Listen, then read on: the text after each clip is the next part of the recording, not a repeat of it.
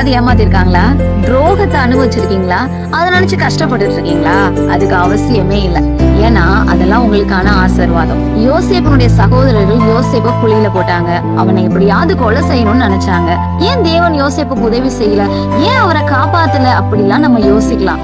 ஆனா ஆழமா நம்ம அதை பார்க்கும்போது தேவனுடைய மேலான திட்டம் நடைபெறும்படியா தேவன் அந்த காரியத்தை யோசேப்புடைய வாழ்க்கையில அனுமதிச்சாங்க. நம்ம வாழ்க்கையிலுமே யாராவது நம்மளை ஏமாத்திட்டாங்கன்னா, நம்ம நம்பி ஏதாவது ஏமாந்து போயிட்டோம் அப்படின்னா நம்ம ரொம்ப கஷ்டப்படுவோம். அதை நினைச்சே புலம்புவோம், ரொம்ப சோர்ந்து போயிருப்போம்.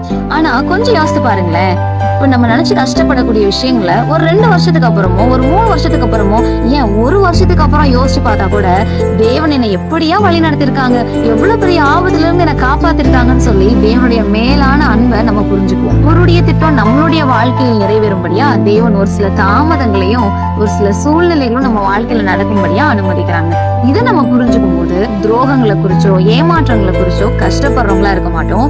தேவனுடைய மேலான திட்டம் நிறைவேறதுக்காக காத்திருக்கிறவங்களா இருப்போம்.